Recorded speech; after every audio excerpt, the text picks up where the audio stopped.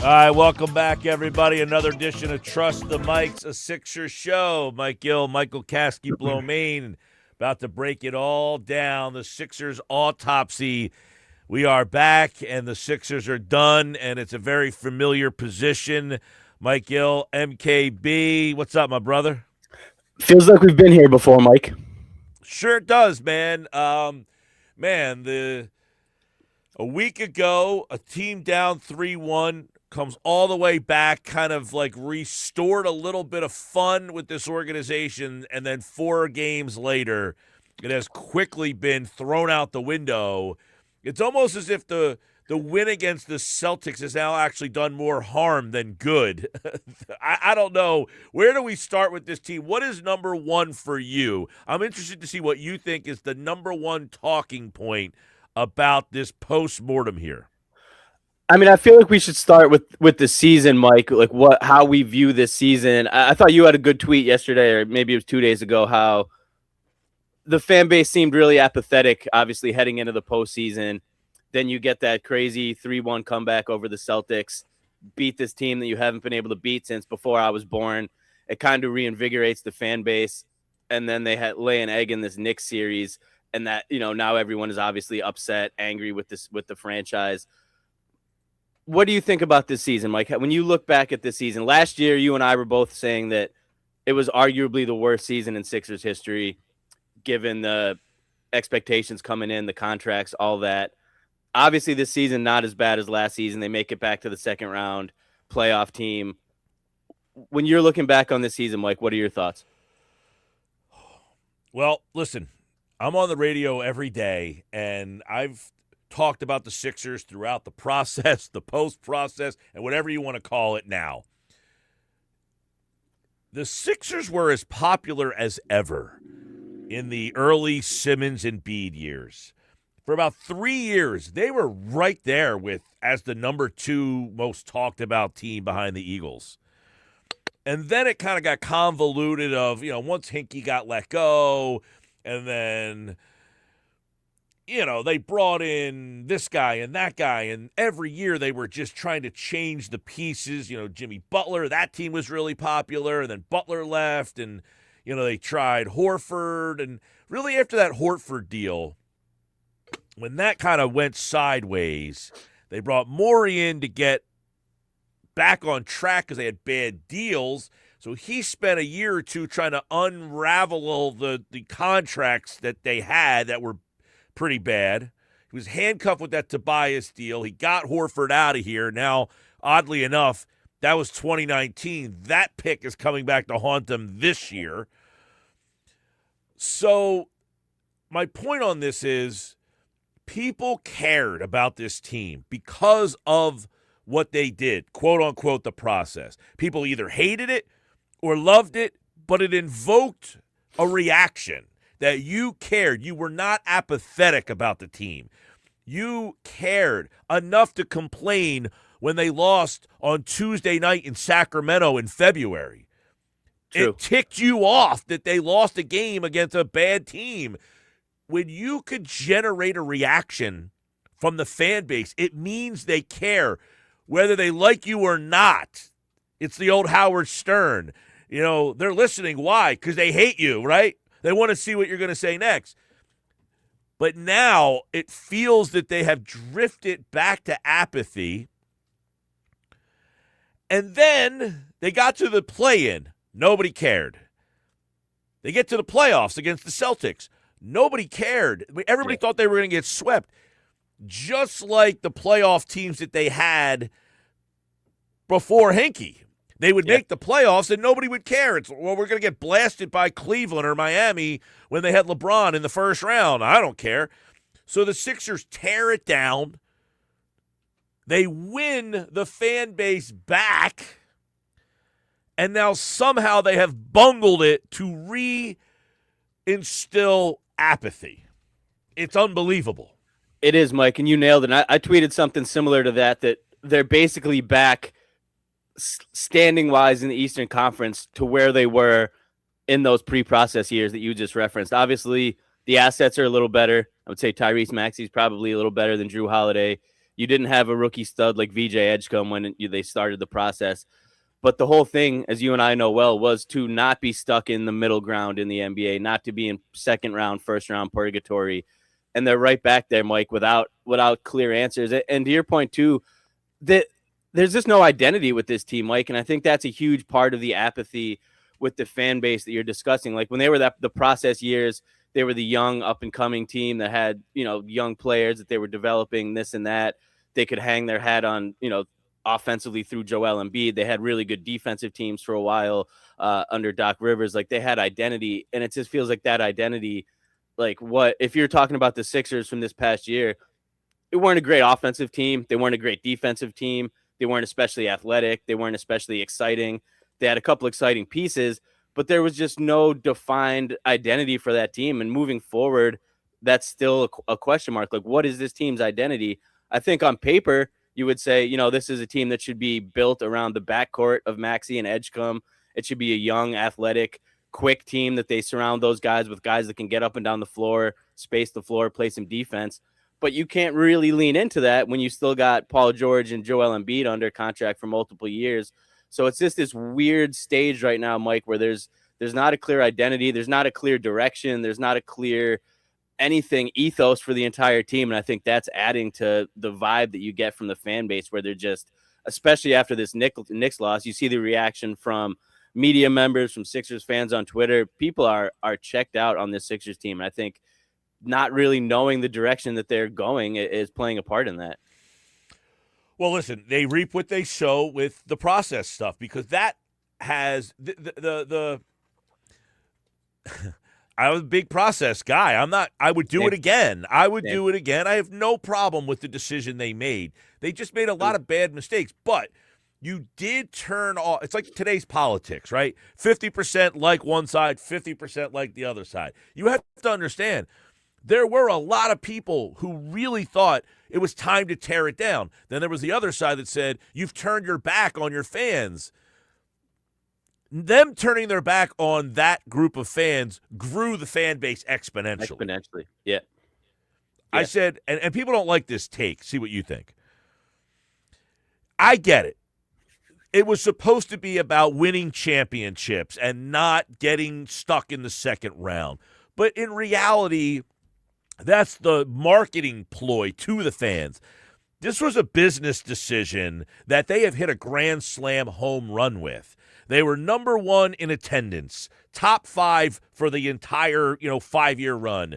They're top in jersey sales. They're on national television all season, every year. They're on Christmas Day. They were top 5 in attendance in the league from 2018 to right about now. Josh Harris hit a grand slam home run when he okayed this process. Now, fans don't want to hear that. They want the on-court thing to work. And while it didn't work to win a championship, they were a legitimate title contender for about 5 seasons. They just didn't get it done. That doesn't mean that they failed. It just now has put them in a position where, because Joel is here and you've invested so much into him, and by investing into him, you brought in Paul George, and those two decisions are now the very decisions that are holding you back. Because, as you just said, Michael, they're in a better position now than they were during those process years, because you never had a player of Maxey or VJ's capabilities. Andre Iguodala was not on that level. Obviously, Evan Turner, for all he talks on Twitter, if he could actually play, maybe they wouldn't be in this situation. They drafted him number 2 overall, Evan, and you stunk. Yep. Thaddeus Young was a nice player, but not a star player. And, they never was able to get that player from the post-Iverson era up until they decided to tear it down. Now they have 2 of those players. The question is, how do they move forward with those 2 players when you're coupled with the other 2 players' contracts? Right, and that's the huge question facing this team moving forward. I think everyone would be in agreement that, like, watching the season, you see what Joel has. It's clear that you have to shift this franchise into the hands of the young backcourt. But I mean, that extension that he signed, Mike, as you know, hasn't kicked in yet. 3 years left. The Paul George thing. I don't think Paul George's contract is as bad or as untradeable as some people on the internet are making it out to be. This is still a productive, like, two-way guy that has 2 years left, with one of those years being a player option that he could turn down. I think that's a movable contract. The Paul George one. Yeah, I think the Paul George is a movable contract. I agree that George, I think you have a better chance than Embiid.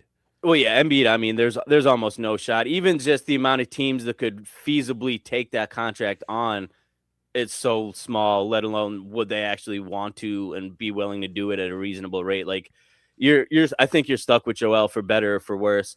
But to your point, Mike, like, I tweeted out today, I don't know if you saw this.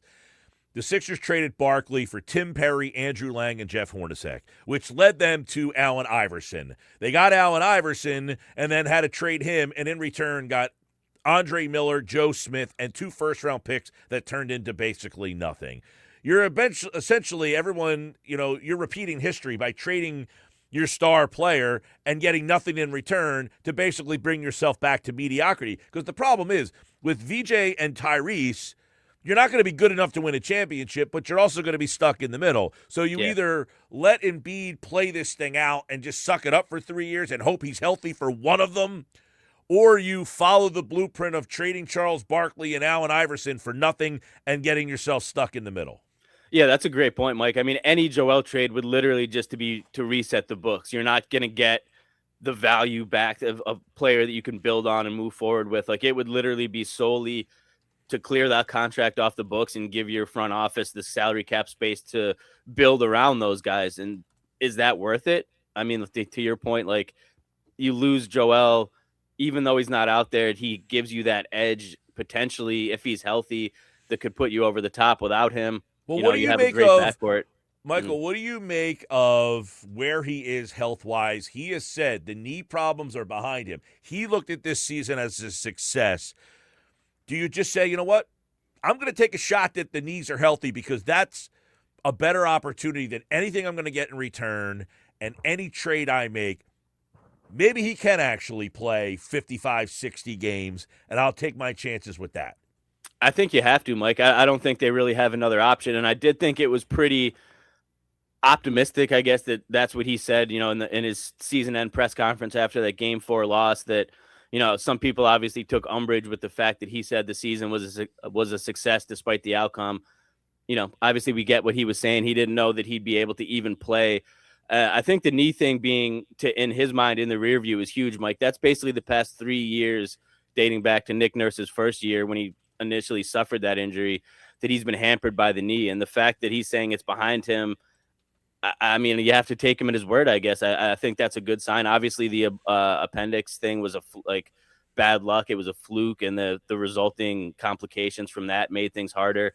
If he's saying the knee's behind him, maybe he does get a great offseason in ahead of him this year where he could actually get his body in solid shape heading into the season, come in. And, he's not going to play 60-plus next year, I don't think. But if you get him in a similar way to this year where he plays more this year, obviously he's under 40, you get him into the 50s and healthy for the postseason, I mean, maybe you got a shot. And I'm sure fans listening to this are probably pounding the desk because it sounds like just more of the same thing. But you really don't have another chance, Mike, unless you're willing to just wipe the deck of him and get pennies on the dollar and clear the cap space. You're stuck with this guy, and you just have to hope that the body holds up. Well, you talk about pennies on the dollar and getting cap space. People, and this is the hard part. People are like, it's time to trade Embiid, move on from him. Okay, let's say everybody signs off on that. We all agree. You got to do something different.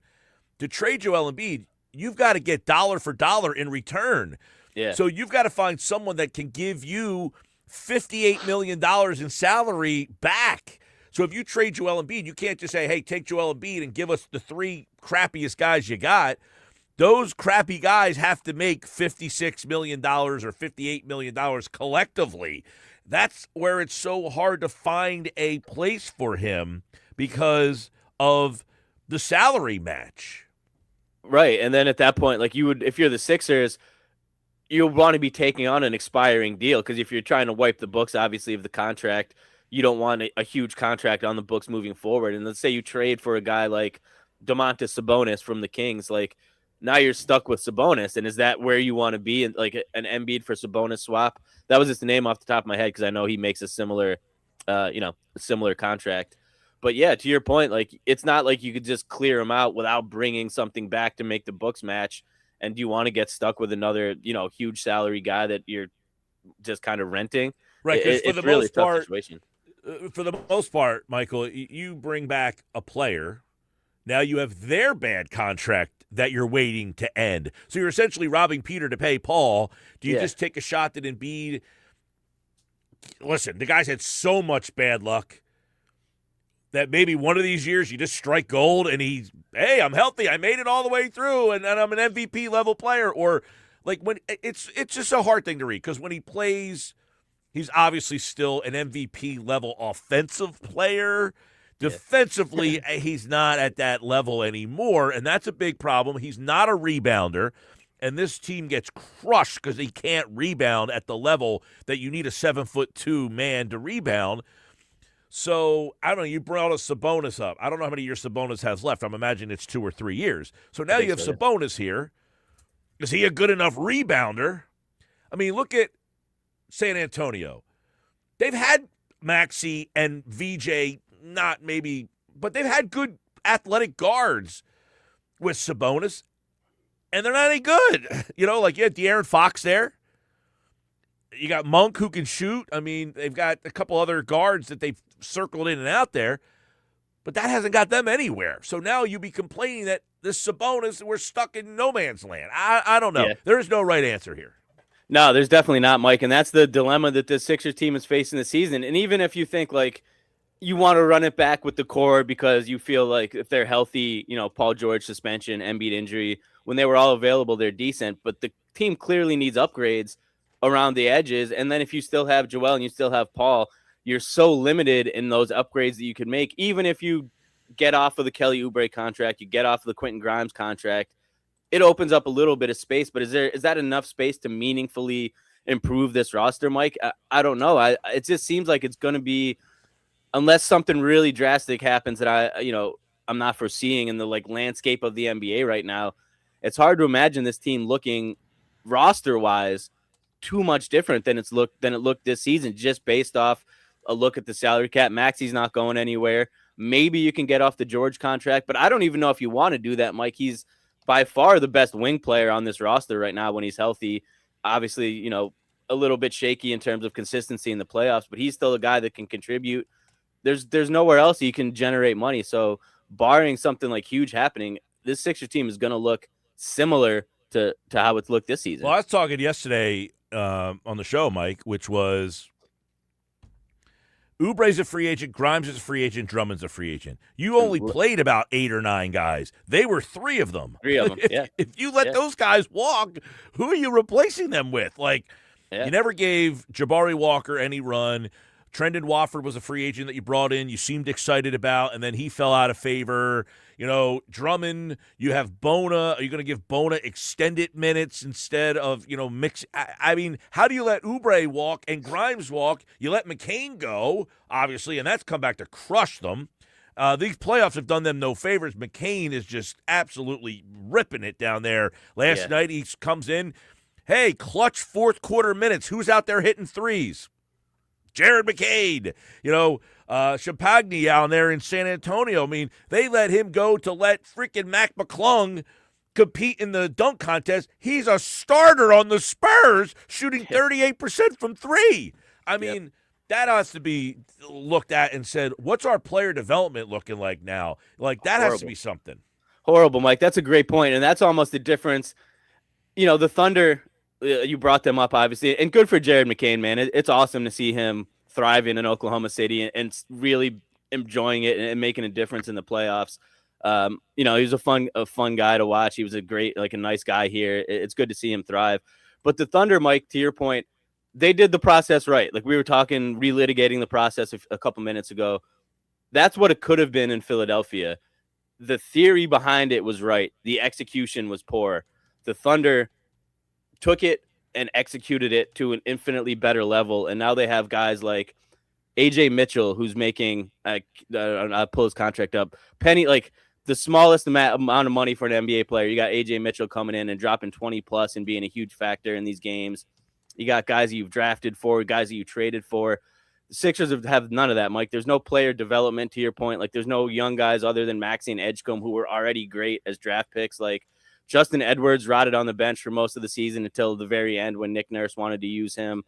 There's no development of these young guys that have come in. To your point, they trade them for various pieces. Isaiah Joe, Paul Reed, Champagnie, Jared McCain, like all these guys that could be the depth that we're looking for have been cast off over the past couple of years. And now, to your point, you're stuck with a couple of huge contract guys, a couple bottom of the roster guys that maybe they could be contributors like a Bona or like an Edwards, and then a whole lot of nothing in the middle. It's really tough roster construction, and there's really nobody to blame, Mike, but the front office of Philadelphia, dating back to several years at this point. Well, and isn't that Morey's kind of MO is he has built teams that have been top heavy, lack depth. Yep. That's kind of been the way that he has gone about building.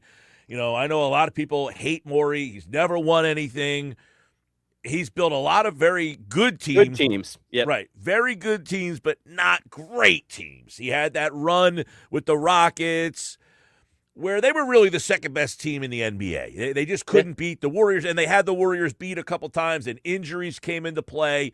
So I think people just hate the guy because he's analytical and, people that turns people off. He seems to be a little, I don't know what's the right word to describe Morey. You're around him more than I am. Yeah, I'm trying to think of a good word. I mean, I get what you're saying. And at the same time, though, like, it's like I don't know what the word is necessarily, but it's almost like the NBA is caught up with that. Like, the style that you're describing that he's made his career off of, the star model, it's shifted. Like 10 years ago when he was in Houston and it was the Warriors dynasty, and you have the duo and the trio star league. It makes sense that, you stack a roster with Chris Paul, or you stack a roster with Russell Westbrook and James Harden and a bunch of shooters around them.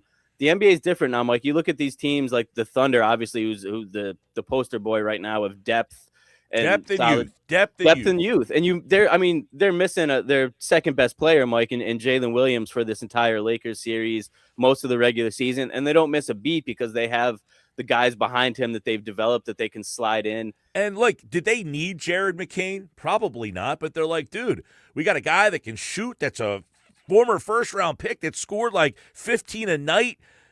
I'm going to take a shot on this guy. So they just, and I look back at last year's Pacers team. That team just kept adding like athletic guards, and it was just like a ton of them, and they just kept rotating them around. The Sixers couldn't find another guard. I mean, they literally had no other guard to play other than Quentin Grimes off the bench. They had to bring in Campaign from wherever the hell he was playing overseas, Mike. They had to. He wasn't in the NBA. They had to give him a call. You have Kyle Lowry sitting on the bench who's semi-retired. Like, it's crazy the way that this roster, from what it could have been with the trove of assets that they had in the beginning of the process to what they're working with now, the way that it was botched from. And it's not one move that you can point to specifically and say, this was where it all went wrong for Philadelphia. It was one bad move after another, after another, after another, to the point that, we're here. And luckily, Morey's only redeeming things really have been the Edgecombe pick, which kind of fell in his lap, and the Maxey pick, which kind of fell in his lap because that kid was supposed to be a lottery pick. Let's talk about that then. So you got Morey. Obviously, very polarizing. A lot of people don't like the guy at all and think he just stinks. He's never won anything. The NBA community does look at Morey and say, look, this guy has had success. He's a smart guy. I don't know. Maybe he seems a little pretentious to some. I don't know. Is that the word? That's a good word. That works. Okay. That's a good word. So he drafted Maxey. That's not easy to find a talent at that spot in the draft. Edgecombe was a guy that was not the consensus number 3 pick. Like, some people thought Ace Bailey was the guy. Now, you could have taken Ace Bailey and maybe he would have been a great fit. Con Knipple, maybe he would have been a great fit. But for him to take VJ, I think took a little bit of guts, quite frankly, to be like, you know what? No one has him as the 3rd guy. I'm taking him number 3. So he took him there. He did draft Jared McCain in a spot that was, you don't find a talent there. McCain produced very well as a rookie. Then he got hurt. He fell out of the rotation, fell out of favor. They ended up trading him. But he did draft him. Isaiah Joe he drafted. It's turned into a good player. So he has found talent through the draft. I don't know what you make of like a Horford deal where it's like, hey, I can find a way to get out of this contract. Yeah. So is he the right guy if you have pick 22 and you have a couple picks down the road? Is he the right guy to stay and make those picks and try to get out of these contracts, or do you just wipe the slate clean and start over? I think I would wipe the slate, Mike. I think it's time. I don't know if that's what the organization is going to do, but he's been here for 6 years now. There's been no, movement past where the Sixers were before he came here. They had already hit that second round plateau during the Brett Brown era. Obviously, during the Doc Rivers era, 2019 with the Raptors, that second round was probably the closest they've been and the best team, the best shot that they had at getting to the conference finals. Like, nothing has changed in terms of their outlook. And now you're back here where they are now, talking about where do they go from here. I think you have to do a clean reset if you're the Sixers. I think you move on. I don't know if they will, Mike, but that's what I would do. What would you do? I'm torn. I just feel like you can't make the moves to the roster. It's almost like the Phillies. They couldn't make the moves to the roster, so they should have fired Thompson in the offseason to make it something different. Yeah. I feel that's where the Sixers are. It's almost like they have to get rid of Morey and Nurse, whether they're at fault or not, because you can't get rid of Embiid and you can't get rid of George, and the roster's going to look the same, so something has to be different. And whether you think that it's Morey's fault or Nurse's fault, I know you're not a big Nurse guy, especially with this particular year.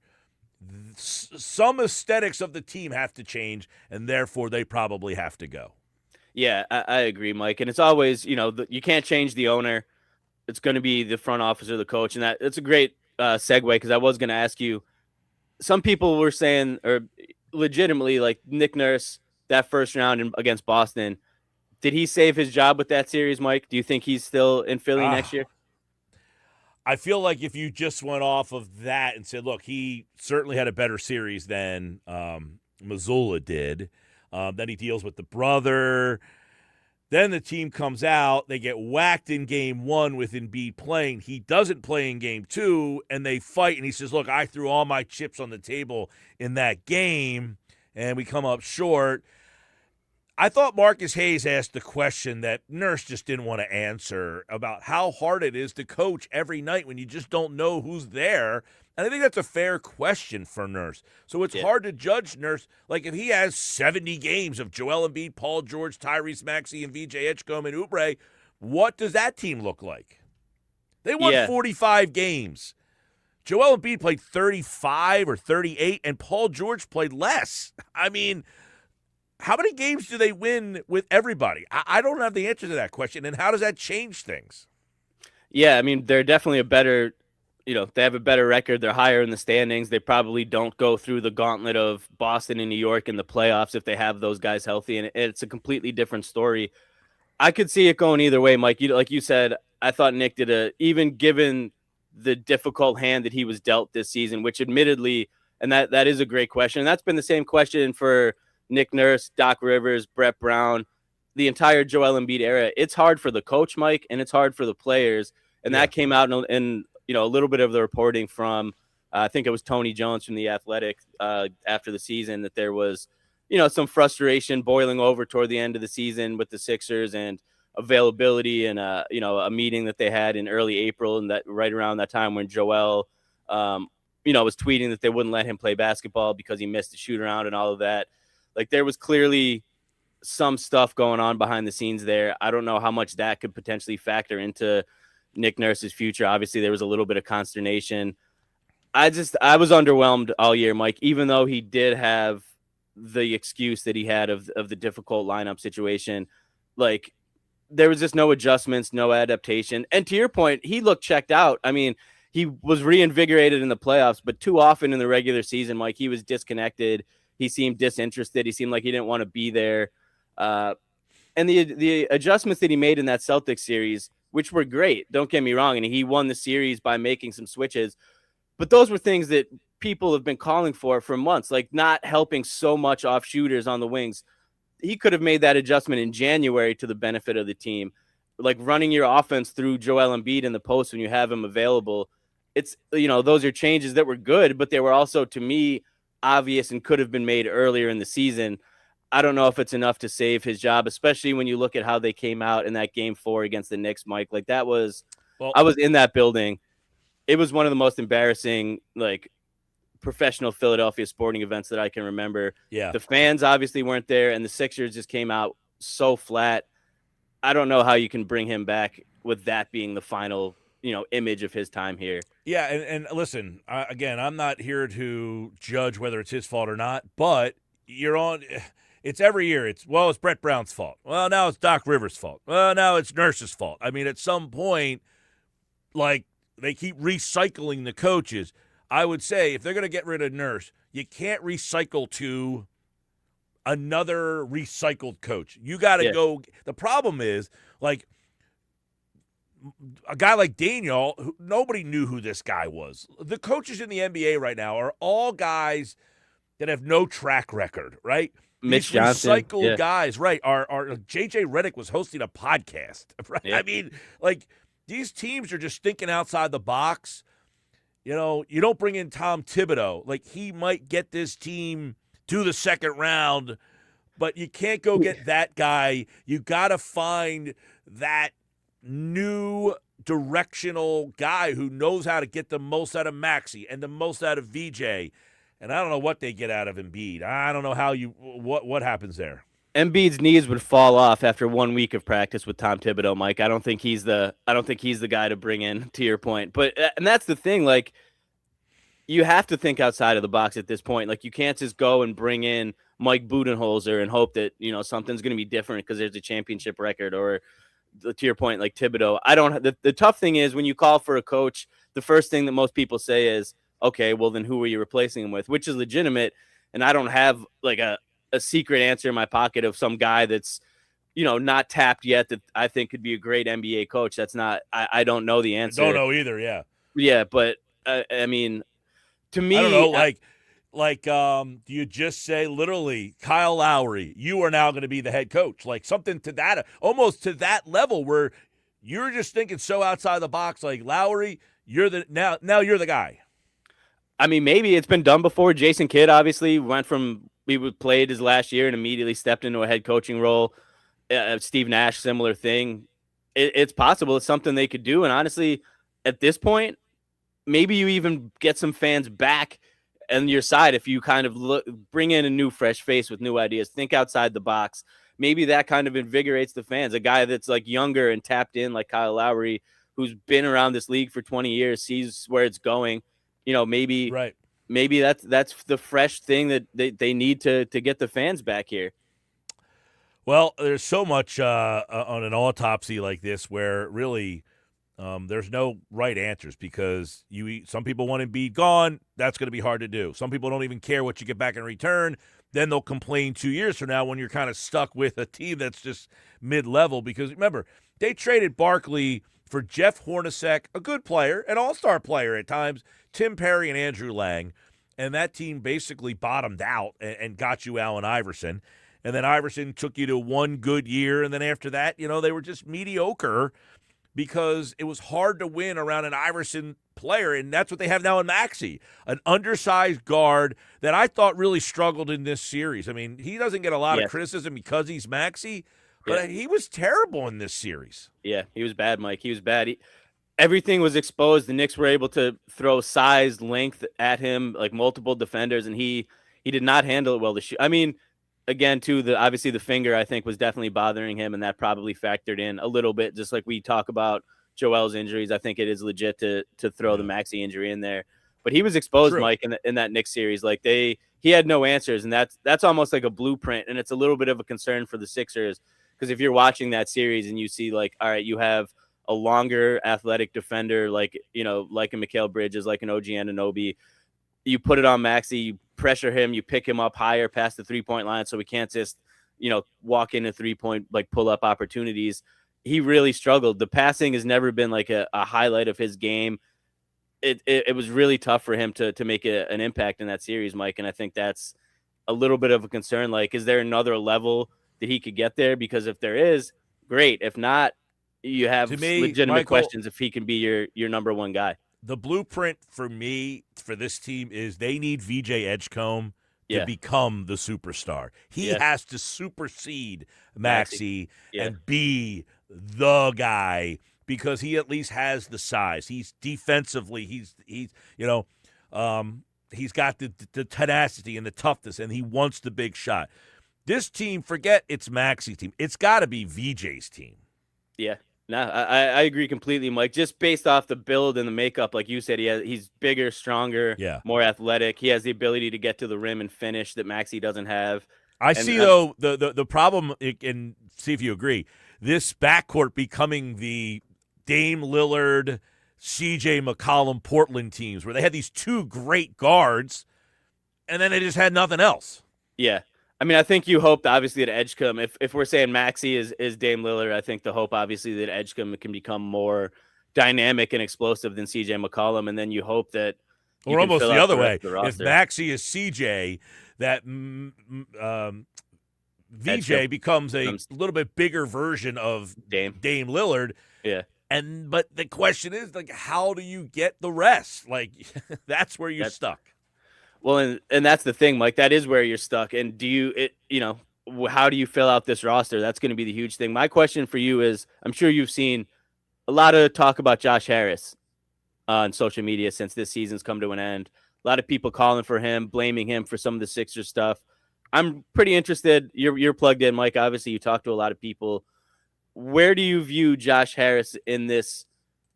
If it's a pie of blame that we're talking about here, where do you slate Josh Harris in terms of where the Sixers are? How much of this is on him? Yeah. Would they be better with another? Would it be a different story with a different owner, basically? Well, number one, you know, they're not going to sell the team. I mean, they're getting the WNBA team here coming up. They have no intention. So for those people, that's not happening. But he's definitely, the ownership group to me is culpable for many reasons. One, and people blame Morey for the Embiid and Paul George. To me, that's ownership. You don't sign a guy. You're not Daryl Morey and go to ownership and say, I got a great idea. Let's sign Paul George to a max deal. Like, ownership has to okay that. They may be like, no, you can't do that. Like, they asked Dr. J to go pitch Paul George to sign here. That's a big favor. Hey, Dr. J, like, that's your biggest ask. Like, hey, like, who's ringing the bell tonight? Dr. J is the biggest of big. Yeah. So, to me, ownership, yes, they have to, I'm sure they say, hey, do you think this is a good deal? Like, should we bring Paul George here? Like, ultimately, they okay all these deals. And the Embiid one, to me, is very interesting. Did Josh Harris and ownership, which we talked about before, the process to me was a business decision. They're selling jerseys. They're selling out. They're playing on Christmas Day. Josh Harris says, Joel is the face of that. I can't lose that. Extend him. Yeah. So, to me, he's almost more culpable for the Embiid George decisions than Morey is. Number one. Number two, the McCain deal. I blame ownership first, Nick Nurse second, and Daryl Morey third. The way that goes down to me is you need to get under the tax. Well, the team is saying, we can't duck the tax. You got to help us out. Hey, Nick, you're not using McCain. He's the only asset I have. I'm going to try to flip him for a pick, and I'll try to get you something. But I can't promise anything here, but you're not using the kid anyway, and we talked about it on this show how many times? The only contract they had that they could trade was McCain. They had nothing else. And that, to me, the tip on this is he trades him the day before the deadline. So he figures, at least I'll have 24 hours to try to call people and see if they will take this number 22 pick and attach it to a player so I could try to get some help for this team. There just wasn't a deal out there. But to me, that's ownership making them get under the tax and McCain being the only usable chip that he had. And Nurse saying, well, I'm not using the guy, take him. So I do feel ownership as high on the pie chart here. As high as anybody else, right? They approve all this stuff. Yeah, I agree with you, Mike. That being said, I'm conflicted because Harris has spent money. It's not as if they haven't gone out and spent. They went out and spent for Joel. You might not like the deal, but he did give the guy $70 million a year. He signed Paul George. He went out and signed Tobias Harris. Bad deal, but he paid. Like, they're not one of these teams that are just not signing and spending money. So there's like a weird dynamic here. You nailed it, Mike. And I think that's what makes it interesting to me, because it's not a situation where he's not willing to spend money. If you look at, you pull up the team payroll for this past season, the Sixers were 7th in the NBA, Mike, this past year. They had a $196 million payroll. Only 6 teams in the league had a higher payroll than the Sixers this season. So that's not an example of a guy that's not willing to spend money on his team. To me, I think the biggest issue with Josh Harris is almost ignorance. You see a lot of other owners in the NBA that are in the weeds in the NBA. And, like you think of a guy like Mark Cuban or some of the other guys that are really locked in. I mean, obviously he's not an owner anymore, but just an example of a guy who's very in the weeds of NBA ownership. Josh Harris isn't like that, Mike. The Sixers are his 3rd team now. That he cares more about the New Jersey Devils. He cares more about the Washington Commanders. And then he has the Sixers. He's never been a basketball guy. He didn't buy the Sixers in 2011 for $280 million or whatever he got them for as a basketball guy. He's paid money to put basketball guys in place, whether it was Morey, whether it was Brand, whatever Elton Brand does at this point in the Sixers organization. He Colangelo before that, obviously Hinkie initially with the process. Like, he's brought in guys to make basketball decisions for him because he's not a basketball guy. I think he's easy to, or a hockey guy or a football guy for that matter. Yeah, I don't really know what kind of guy he is, but he's a guy that likes to own. He's a businessman. He's a business guy. So, like, if you're Morey and you go to Josh Harris and you're saying, like, we have an opportunity to get Paul George. I'm sure he knows who Paul George is. And in his mind, in a business sense, you're thinking, like, oh, this is a star player with a big name. We can bring him in. We can sell jerseys. We can sell tickets, like all that. I don't know that he knows enough in basketball terms to be like, well, maybe this is a bad deal. So that, I mean, I'm at a weird spot with Josh Harris where I can't fault him for not spending the money. To your point, the way the money gets spent hasn't been good, the Harris contract, but he's been willing to do it. And from my understanding of the whole McCain thing, it's been kind of hard to do reporting on it and see exactly how it went down. I don't think there was a mandate from Josh Harris that the Sixers absolutely had to deduct the luxury tax this year, Mike. I don't think it was a mandate. I think, obviously, as the owner, he would like to deduct the luxury tax. And I think it was a thing like, if their deal presents itself that's going to make this team better, do it. You don't have to stay under the luxury tax, which is where that 24 hours comes in that you were talking about after they traded Jared McCain, where Morey said that he was, actively trying to flip that pick and bring back help for the Sixers.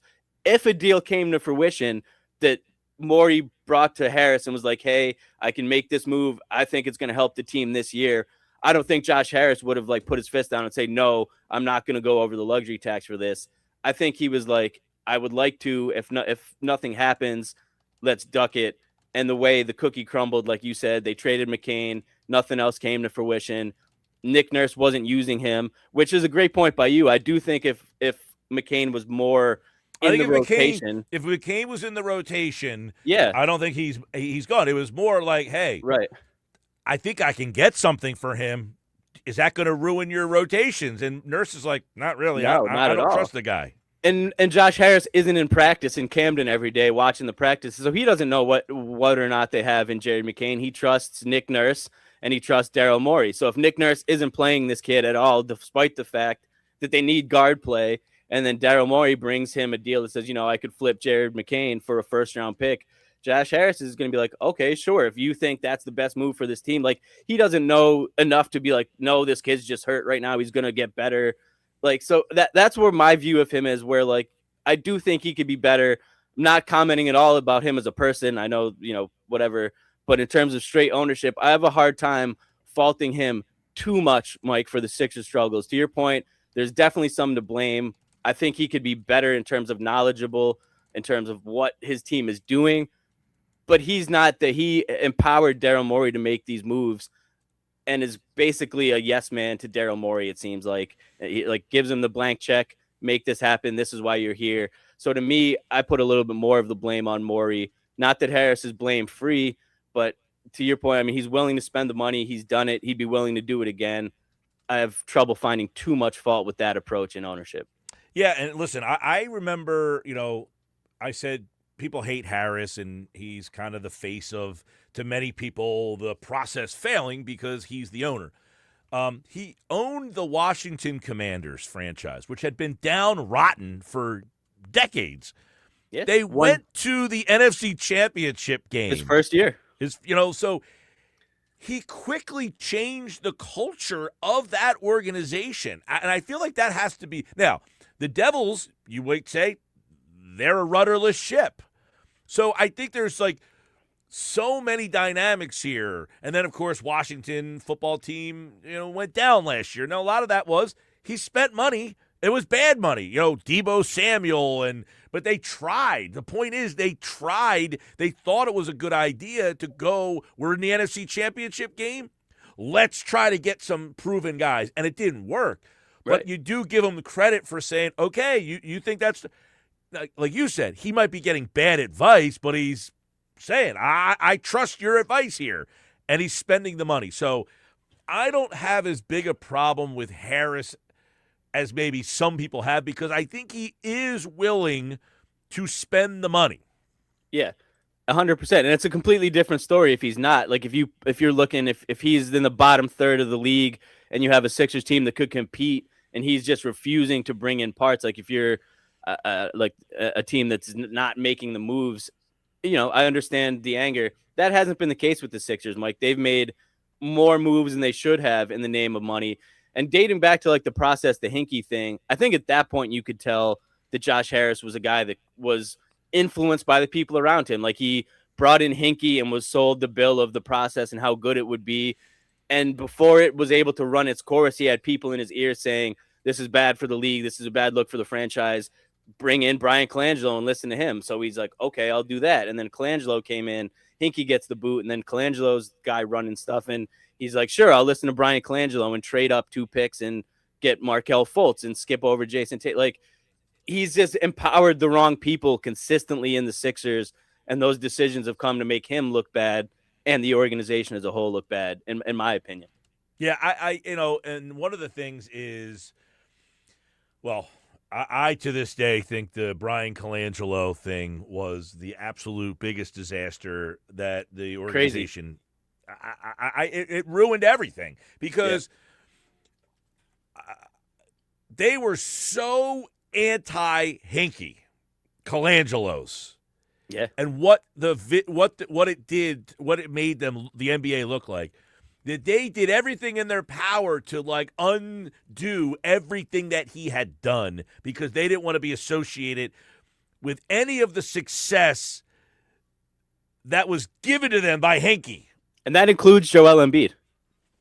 Well, yeah, the burner account. Yeah, that includes Joel Embiid. That includes saying that our guy, Ben Simmons, who now we know what happened, that was Colangelo's guy. He was the number 1 pick. He wanted to position Ben Simmons as the face, as the number 1 guy of the franchise at the expense of Joel Embiid. Yeah, and the Fultz deal. I mean, there was a 0.0% chance that Sam Hinkie would ever make a trade like that. Never in a million years would he trade a pick to move up to the number 1.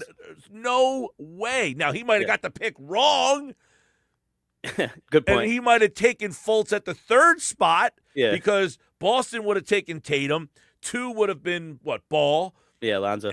And then you would have probably still got Fultz at number 3, but he would have never traded the first-round pick to move up to get it. So Colangelo did everything in his power to try to get people to forget about all the stuff that Hinkie, the treasure chest of stuff that they had a treasure chest similar to what Oklahoma City has. Exactly. And they screwed the whole thing up because Colangelo, I think that's the saddest part of where we are today, is they had the opportunity to be Oklahoma City and ruined it. And that's the worst part about the relitigation of the process, Mike, because the theory of the process to this day, I think you're with me, I still stand behind it. It worked. It was the smart way to rebuild. I mean, it stretched on a little longer than it could have, but Sam Hinkie put that team in position to build a juggernaut, to build OKC, to build a dynasty, and piece by piece, starting with as soon as they brought in Colangelo, after he was gone in the NBA draft, where you had the summer where Brett Brown was in charge and the Zaire Smith, Mikal Bridges thing, like piece by piece, they started to slowly chip away at the assets that were, brought in by Hinkie and built. And one decision after another, bad contract, Tobias Harris contract, Al Horford contract, bad draft picks. Like, the theory behind Sam Hinkie's process was still valid, Mike. It's just the execution of it by like a multitude of people ended up, ruining it. And now you look back on it and you say, the process was a failure, but it didn't have to be. And it wasn't in Oklahoma City. Right, and to some extent, San Antonio was really, really bad, and they ended up getting Victor Wembanyama, and they've got Castle and, Harper. They've drafted because they were bad, and now they are, flourishing from it. The Sixers had their versions. Their versions just were, the Ben Simmons thing, he was an all-NBA level player. Yeah. Whatever happened to him and the flame out, no one could have predicted that. But let's say you had the Ben Simmons that you had your first 3 years, still playing at that level. They'd probably be pretty damn good. Yeah. Right? Really good. Even the Ben that wasn't shooting, he was still a 17-point a game. He's everything this team lacks. A big guard. The rebounding. That could rebound, the long rebounds in this league where three-pointers are – one of the things they can't do is they can't rebound because their guards are so small. Ben would get all those rebounds in the middle of the paint, turn up the court, and start the break. They don't have that guy. I would take Ben back just to run the damn break. You have to go get him off the ocean, off his fishing boat, wherever, off the coast of California or wherever he's been. So – if they had Simmons, and quite frankly, Simmons, now you could go back to that draft and say, well, they could have had this guy. He was the only option. It was Brandon Ingram and him. They were the only two guys that were even being discussed. Yeah. No, he was the clear-cut choice. I was ecstatic when they got that pick, just thinking of what he could be. And it's just unfortunate, Mike, like everything since then, the luck that the franchise has had has just been really unfortunate. Right. So the idea and the plan and what they wanted to do was not a bad decision. No. The results of the decision have not worked out. It was poor execution. Good idea. By the way, they could have had Jaylen Brown. He was the third pick, but if they would have taken Jaylen Brown with the first pick, they would have got roasted for that.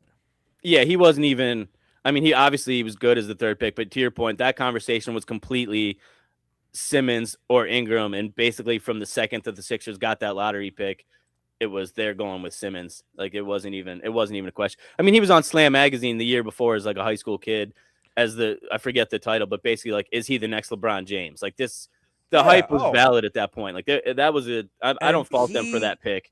And he, for 3 years, he lived up to some level of the hype. He never lived up to the ultimate level, but he's an all-NBA, third-team all-NBA player his first 3 years into the league. So he's a first-team all-NBA defensive player. Yeah, that's what I was going to. I think he was the best defender in the league for those couple years, Mike.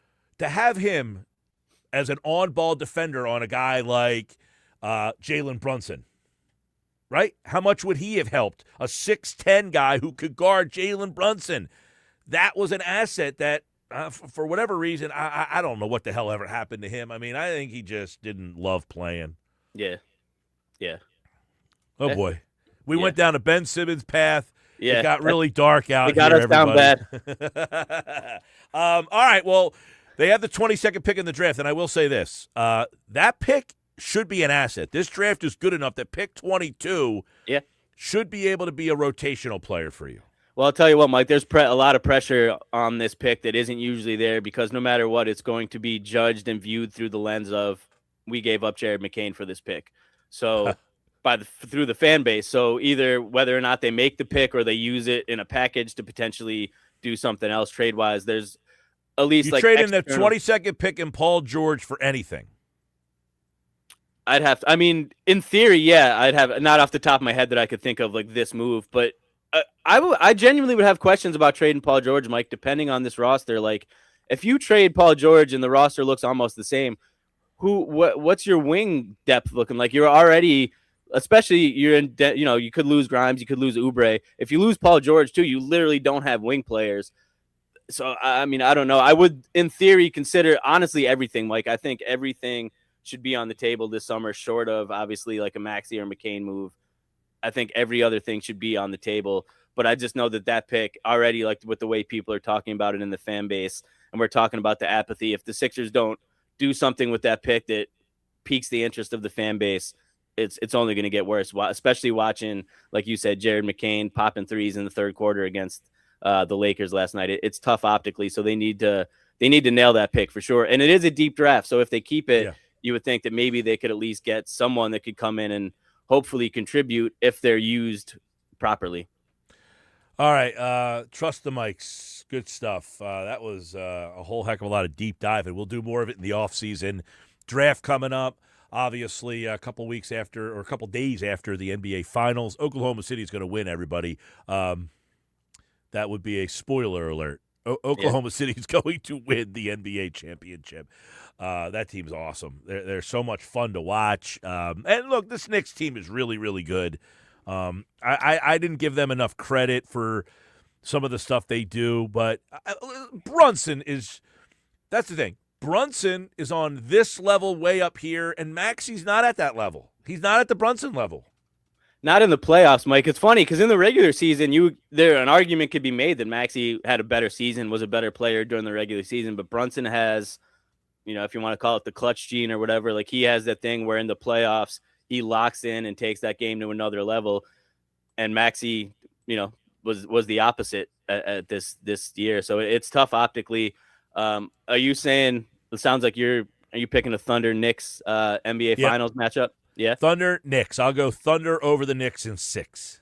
I like that. I like that a lot. Yeah, I agree. I think that no matter who the Knicks play, whether it's the Pistons or the Cavs, which that series itself has been pretty interesting. It's either going to be Tobias Harris in the conference finals or James Harden in the conference finals.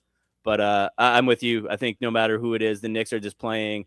And in fairness, you said you overlooked some of the stuff the Knicks did, Mike. They're playing their best basketball of the year right now. Like, they did not look this great all season. They're clicking. Karl Anthony Towns is playing his best. Brunson's locked in. Like, that team is, and that's how it is sometimes. Like, you gel at the right time and you go on a run, and that's the Knicks. Yeah. But yeah, they're going to run into. Well, it's interesting. Everyone's like, "Hey, they got all this time off now."